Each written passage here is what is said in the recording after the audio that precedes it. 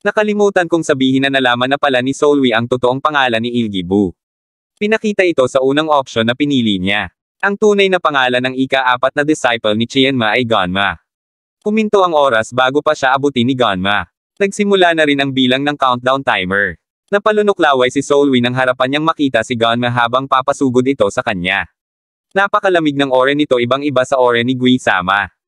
Gayunpaman nakakasigurado siya na halos magka-level lang ang mga ito. Muli niyang tinignan ang nag-pop-up na system window sa kanyang harapan, ang bagay na nagligtas sa buhay niya. Tinadapuan ngayon si Solwi ng matinding kalungkutan at kaba dahil wala na siyang pwedeng pagpilian pang options. Wala na siyang magagawa kundi lunukan ang isinusubo sa kanya ng system. Ngayon ay nararamdaman na niya na pinipilit siya nitong piliin ang pinakapangit na option. Patuloy nang nababawasan ang oras niya, meron siyang eksaktong 8 minuto at 20 segundo para pag-isipan ito. Napansin niyang binigyan siya ng mahabang oras ngayon ng system. Iba ito sa normal na 10 segundong nakukuha niya. Pakiramdam naman niya ay binigyan siya ng ganito kahabang oras para pag-isipag mabuti ang mga gagawin niya. Kinakailangan niyang malaman ang punto kung bakit sa kanya pinapapili ang option na ito. Muli nang nabuhayan si Solwi nang mapagtanto niyang may pag-asa siyang makalusot sa delikadong sitwasyong ito. Naiba na ang pananaw ni Solwi sa ikatlong option. Sa palagay na niya ay ito ang pinakamaganda sa pagpipilian dahil dito siya tinutulak ng system. Nahalata niya rin na ganito ang laging nangyayari sa kanya. Kung ano pa ang sa tingin niyang pinakapangit na option ay siya pang option na magsasalba sa kanya sa kapahamakan. Muling nag-isip ng malalim si Solwi. Tinipon niya ang mga impormasyong alam niya. Ngayon ay nasa harapan niya ang isa sa mga disciple ni Chienma para tapusin siya. Kinakailangan niyang mahikayat ang taong ito na maniwala sa kanya. Iniisip ni Solwi kung paano niya ito gagawin. Bigla naman niyang naisip kung bakit hostile sa kanya si Ganma. Naalala niya ang kawalan ng galang ni Ganma kay Gui-sama dahil kahit na mas mataas ang posisyon niya dito ay mas nakakatanda naman ito sa kanya. Tingin niya ay kalaban ni Ganma si Gui-sama at kaya mainit ito sa kanya ay dahil si Gui-sama ang nagpasok sa kanya dito sa loob ng Heavenly Sun Archive. Nalala niya rin ang sinabi ni Ganma kanina na naiipit siya sa power struggle ng mga taong nakapaligid sa kanya at parang pinapalabas ni Ganma na wala siyang interest sa ganitong mga bagay. Iniisip naman ni Solwi kung totoo ba talaga ang mga sinabi niyang ito. Ang ikatlong option ay sumasalamin na parehas sila ni Ganma ng pinagdadaanan. Alam ni Solwi ang pakiramdam na ito. Ang pakiramdam ng pagiging mahina at ang pagnanasang magkaroon ng kapangyarihan. Kung mapapakalma niya lang si Ganma sa sitwasyong ito ay marahil matutulungan niya itong magkaroon ng advantage at kapangyarihan. Biglang sumagi sa isip niya ang sinabi noon ni Jiang Mieyong Gumaster ng Mount Wasek bago siya paslangin nito. Binanggit nito na meron siyang kasabwat sa loob ng Demon Cult. Tingin niya ay bigating tao ang kasabwat nito. Ang sabwatan ng isang tiga Demon Cult at tiga Mount Wasek ay napakalaking kasalanan dahil mortal na magkalaban ang dalawang paksayo na ito. At isa lang ang taong pinaka-pinaghihinalaan niyang kasabwat ng mga ito. Si Gui-sama, ang taong nagpahamak sa kanya noon. Nabuo na ni Solwi ang conclusion niya. Hinihiling na niya lang ay sana ay tama ang mga ito. Nagsimula na ulit manumbalik ang oras. Nagpatuloy na ang pag-atake ni Ganma sa kanya. Nahinto naman ito nang marinig niya ang sinabi ni Solwi. Sinabi na niya na parehas lang sila ng sitwasyon-based na rin itong sagot niya sa option ng system. Nagulat naman si Ganma sa kanyang mga narinig. At tinanong si Solwi kung anong ibig niyang sabihin. Kahit kabado ay sumagot si Solwi na alam niya na kahit anong pagsisikap ni Ganma ay wala siyang kakayahang makipagtanggali sa ibang disipolo ni Chienma. Dahil siya ang pinakahuling napiling disipolo nito ay naunahan na siya ng iba pang mga disipolong kasamahan niya. Nauna na ang mga ito na makahanap ng mga supporters sa loob ng Demon Cult na makakaalalay sa kanila. Wala nang nagawa si Ganma kung di tanggapin ang sitwasyong nakatadhana sa kanya. Muli naman siyang tinutukan ng espada ni Ganma at sinabing huwag na niyang baguhin pa ang usapan. Sinabi niyang wag na siyang magpaligoy-ligoy pa at dummer-ekta na sa kanyang pakay sabihin. Ikinatutuwa naman ni Solwi ang mga nangyayari dahil gumana ang plano niya at napakalma na niya si Ganma. Kayang-kaya siyang tapusin kaagad ni Ganma pero sa tingin niya ay nahihiwagaan ito at nasasabik na sa mga sasabihin niya. Madiin niyang sinabi kay Ganma na subukan nitong kunin ang suporta ng Lord ng Great Imperial Pavilion na si Gui-sama. Nagulat naman si Ganma sa kanyang narinig at siya ay bahagyang napahinto. Napansin ito ni Solwi. Nakita niya ang bahagyang pagbabago sa ekspresyon ng mukha ni Ganma. Mukhang kinagat na niya ang pain. Umuko pa si Solwi para magbigay galang sabay sabing malaki ang impluensya ng Great Imperial Pavilion sa Central Branch ng Crimson Demon Palace. At kung makukuha niya ang suporta nito ay siguradong makukuha niya ang buong suporta ng Crimson Demon Palace, ang main headquarters ng Demon Cult. Alam niyang ito ang dahilan kung bakit siya pinuntahan mismo ni Ganma. Tuluyan ng kumalma si Ganma. Nawala na rin ang matinding killing intent na pinaparamdam niya kay Solwi. Inilayo na niya ang kanyang espada sa direksyon ng ating bida. Gayunpaman hindi pa rin tapos si Solwi sa mga sasabihin niya. Dinagdag niya na alam niyang hindi dahil sa libro na guide to Samsuan kung bakit sa nandito dahil kung ganun man ay matagal na niya itong kinuha at umalis. Napag-isip-isip ni Solwi kung ano ba talaga ang pinunta ni Ganma sa lugar na ito. At bakit ito patuloy na nakikipag-usap sa kagaya niyang pipetyuging nilalang. Sa kanyang mahabang pag-iisip ay napagtanto niya na kay siya pinuntahan dito mismo ni Ganma dahil iniisip nito na may makukuha siyang bagay na pwedeng maging kahinaan ni Guisama. Tinanong naman siya ni Ganma kung paano niya naisip ang mga bagay na ito. Binigay halimbawa ni Solwi ang mission na ibinigay ni Guisama sa mga Tiga Flying Hand Company kung saan siya nabibilang. Ang misyon ay mag-scout sa Hamguk Pass. Ito ang misyon na kumitil noon sa unang 2 buhay niya. Isang buwan na siyang nasa Heavenly Sun Archive kaya't malamang sa malamang ay patay na ang mga kasamahan ni Solwi sa Flying Hand Company.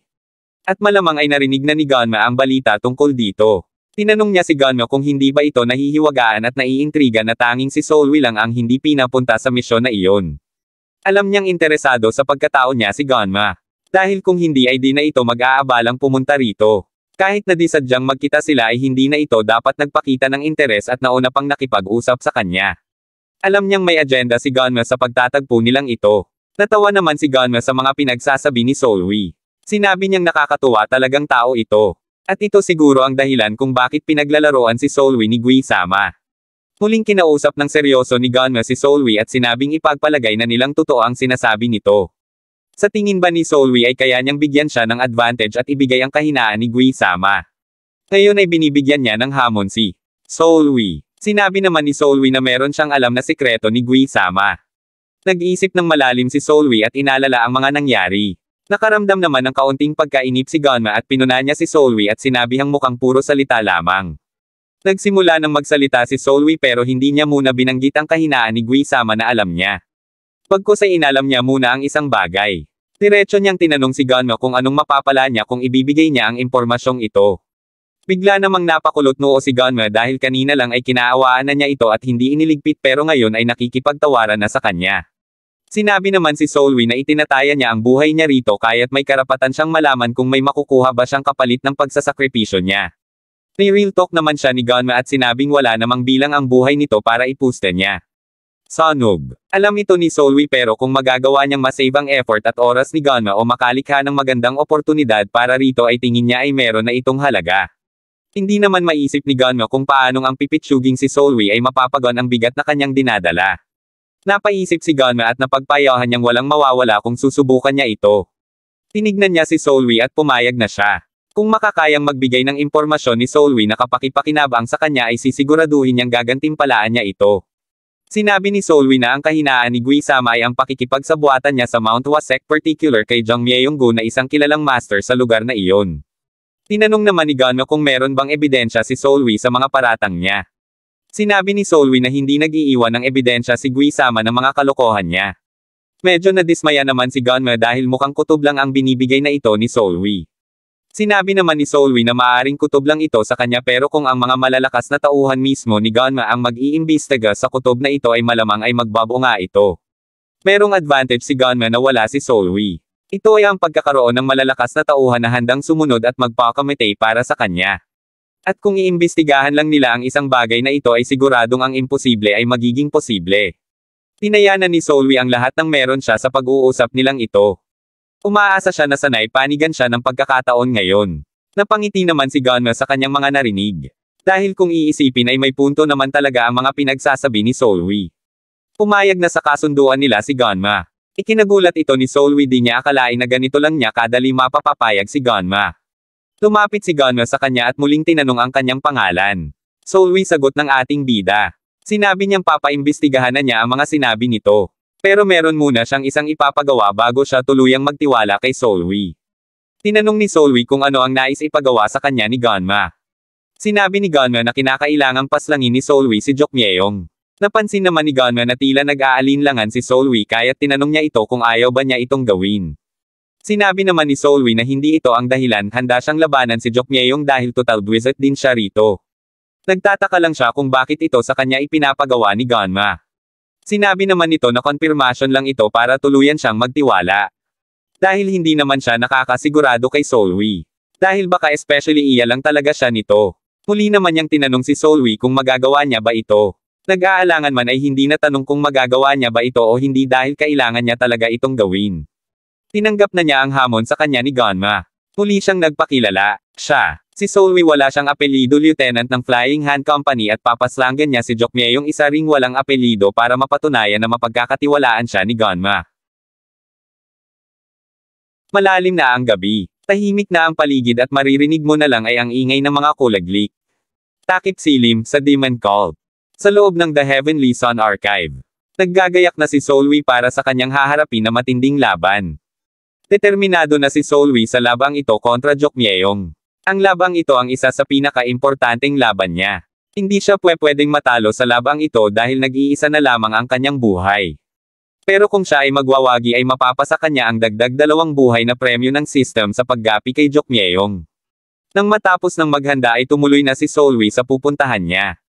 Kanina, habang nag-uusap sila ni Ganma, sinabi nito na matatagpuan siya sa ika-12 palapag ng Heavenly Sun Archive. Kinakailangang pumunta doon ni Solwi pagkatapos niyang magapi si Jokmyeyong. Matagal itong pinag-iisipan ng ating bida. Pero mukhang mali ng tansya si Ganma sa kakayahan ni Solwi. Inaakala ata nito na patas lang ang lakas nila ni Jokmyeyong. Malamang dahil sa layo ng agwat nila kaya Ganma ay pare-pareho na lang ang tingin niya sa mga ito. Pero ang katunayan ay malayo ang agwat ng lakas ni Jokmyeyong sa kanya. Nagbukas ng status window si Solwi. Tinignan niya ang diferensya ng lakas niya at lakas ni Jokmyeyong. Kung health at chi lang ang pag-uusapan ay lamang na lamang si Jokmyeyong. Halos 10 ulit ang lakas ni Jokmyeyong sa ating bida. Mas marami din itong skills at attack skills at meron ding itong defense skill na Cloud Walk. Bukod pa dito ay normal ang kalagayan nito kumpara kay Solwi na may injury sa kanang braso. Isa lang ang nakikitang paraan ni Solwi para makasurvive at manalo siya sa labang ito. Ito ay ang mas mataas na uri niya ng martial arts. Ang Solway School. Daang-daang naglalakad si Solwi sa labas. Iniisip niya kung ano pa ang mga pwede niyang gawin sa labang ito para makalamang kay Jokmyeyong.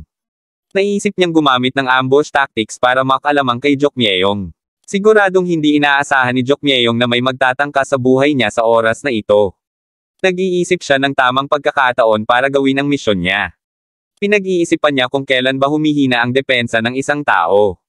Kapag kumakain ba o kapag natutulog. Wala sa mga ito ang tamang sagot. Nasa maliit na kwartong ito ang hinahanap niyang tagumpay. Unti-unting lumapit si Solwi sa isang pampublikong palikuran. Habang nagbabawas, ito ang tamang pagkakataon para ambushin ni Solwi ang target niya. Siguradong hindi ito kaagad makakapag-react dahil mahirap mag-pigil ng alam nyo na. Sa palikurang ito madalas pumupunta si Jokmyeyong. Madalas galpihin noon ni Jokmyeyong si Solwi sa tuwing nababagot siya o ayaw lang siya nitong makita. Certified bully talaga ang taong ito. Mukhang deserve niya talagang ma-ambush habang bumabanyo. Pinag-iisipan ni Solwi kung papaano niya magagapi ang taong ito. Naghanap-hanap siya sa loob ng banyo kung saan siya makakapagtago. Alam niyang matagal magbanyo si Jokmyeyong dahil madalas na niya itong naoobserbahan. Sensitibo kasi ang tiyan nito kaya't madalas siya rito. Ito ang pinakamagandang pagkakataon para sa iya'y atakihin. Magtatago mula sa ilalim si Solwi at dito siya magsisimulang umatake pataas. May kakaibang amoy ang lugar na ito pero wala na siyang magagawa pa. Nakakadiriman at napakabaho ay kinakailangan niya mapagtagumpayan ito. Nagtakip na ng ilong si Solwi para simulan ang kanyang misyon. Pinangako niya sa kanyang sarili na isang beses niya lang ito gagawin. Kinakailangan niya makasurvive sa kahit anong paraan. Kahit ang ganitong bagay ay handa siyang gawin makasatuparan lang ang kanyang mga pangarap. Naramdaman na ni Solwi na paparating na si Jokmyeyong. Pati ang oras ng pagbanyo nito ay kabisado na niya. Unti nang lumalapit si Jokmyeyong habang hawak-hawak ang kanyang tiyan na sumakit sa sobrang kain niya ng Shanghai. Gaya nga ng inaasahan ay narito na ang target niya. Makakaganti na rin siya sa wakas sa lahat ng mga ginawang pang-aapi nito.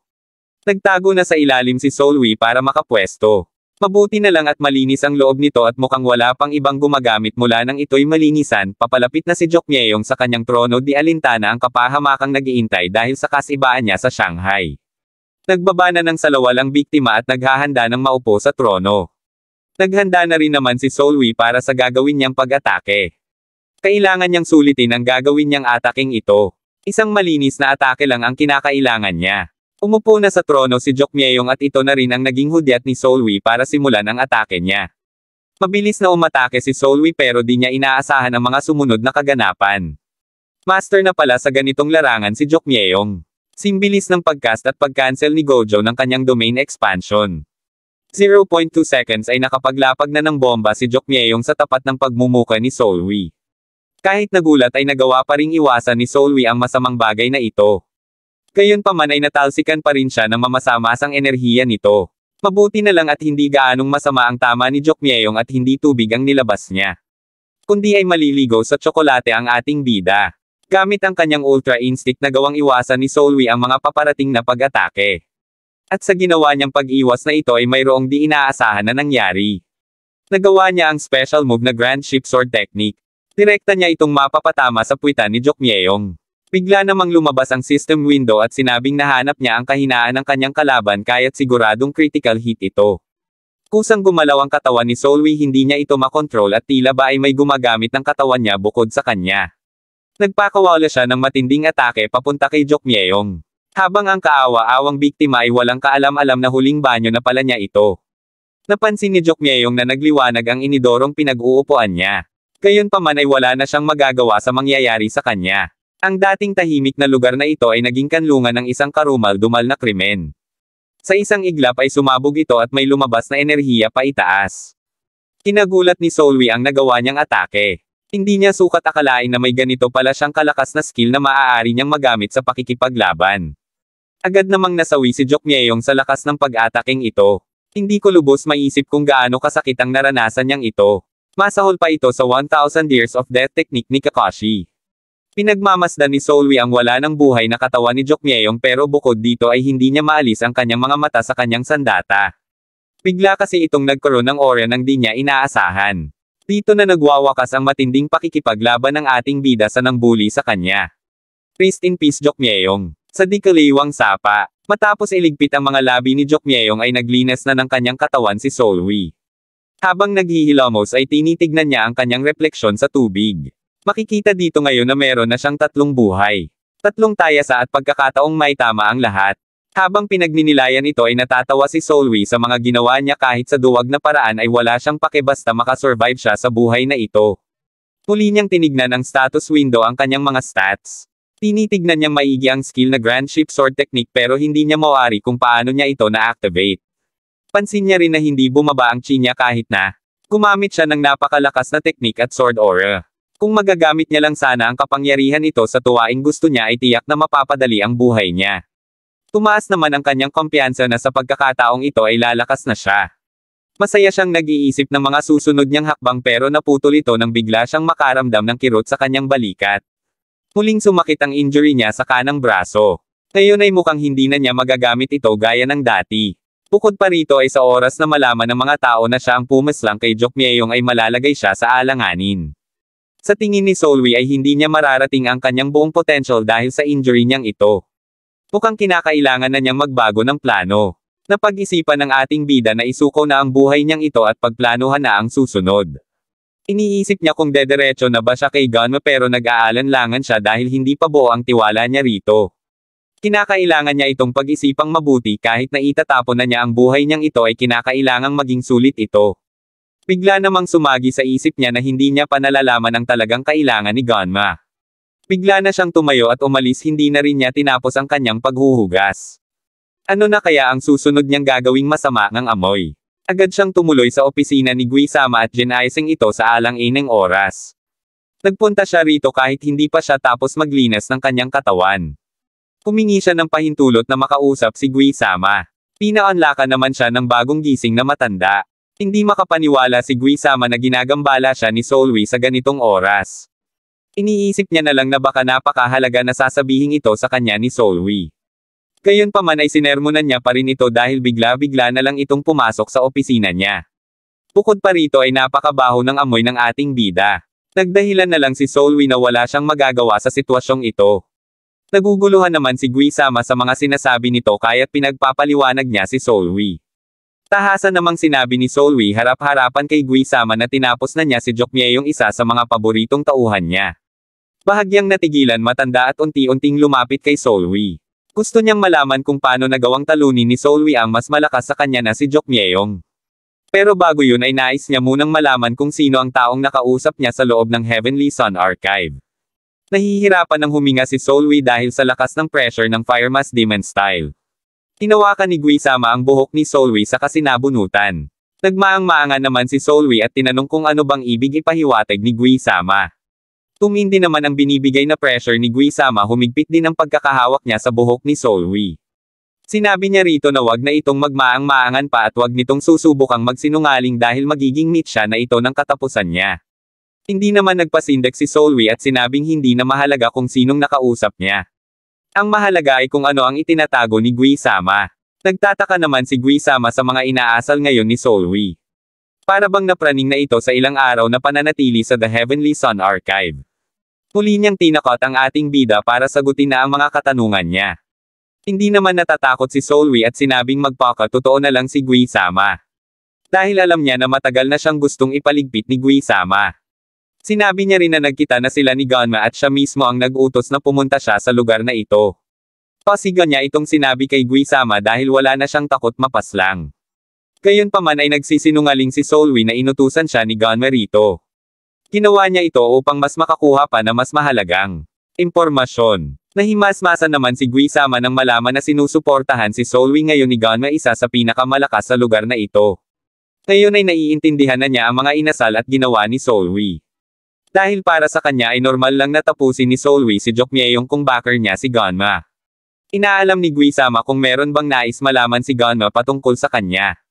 Binibigyan naman siya ng matatalas na tingin ni Solwi. Tinanong ni Solwi si Guisama kung kailan at saan siya makikipagkita kay Jongmyeong-gu, isa sa masters ng Mount Wasek. Dahil nais daw itong malaman ni Ganma. Natigilan si Guisama sa kanyang mga narinig at lumakad palayo kay Solwi. Ang pakikipagsabuatan sa mga tiga Mount Wasek ay napakalaking kasalanan dito sa Demon Sect at may kaparusahan ito ng kamatayan kahit ano pang katayuan mo sa buhay. Sandaling nanahimik si Guisama sa kamuling nagtanong. Tinanong niya si Solwi kung meron pa bang pinapasabi si Ganma sa kanya.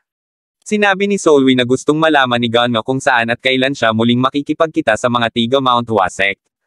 Nang mapansin naman si Solwi na tila hindi nakibo si Guisama ay sinubukan niyang magdagdag ng pressure at sinabing matagal na itong pinagplaplanuhan ng kanyang bagong lord na si Ganma.